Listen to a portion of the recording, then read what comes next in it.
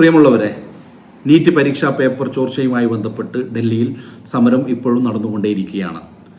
കേന്ദ്ര വിദ്യാഭ്യാസ മന്ത്രി രാജിവെക്കണം എന്നാവശ്യപ്പെട്ടുകൊണ്ടുള്ള സമരം.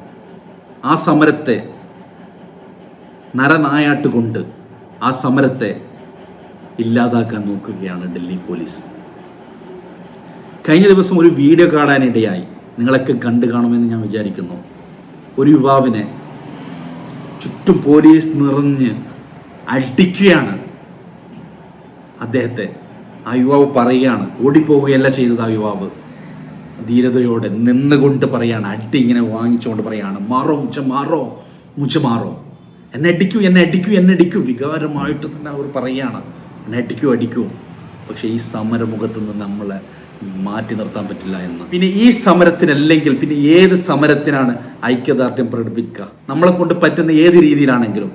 ജീവിത സാഹചര്യം കൊണ്ട് ചിലപ്പോൾ നമ്മൾക്ക് കുറേ ദൂരമാണ് ഡൽഹി, ചിലപ്പോൾ നമുക്ക് അവിടെ എത്താൻ പറ്റിയെന്ന് വരില്ല. പക്ഷേ നമുക്ക് ഇവിടെ നിന്ന് എന്തൊക്കെ ചെയ്യാൻ പറ്റും ആ സമരത്തിന് ഐക്യദാർഢ്യം പ്രകടിപ്പിച്ചുകൊണ്ട്?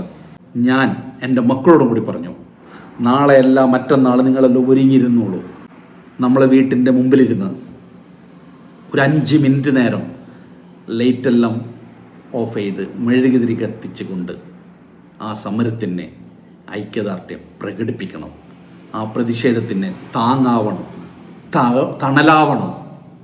അവിടെയുള്ള ഓരോ സമരമുഖത്തുള്ള ഓരോ യുവാക്കളെയും ഓരോ വിദ്യാർത്ഥികളെയും തോളോട് ചേർന്നുകൊണ്ട് തന്നെ നമ്മളുണ്ട് എന്ന് അവർക്ക് കാണിച്ചു കൊടുക്കണം.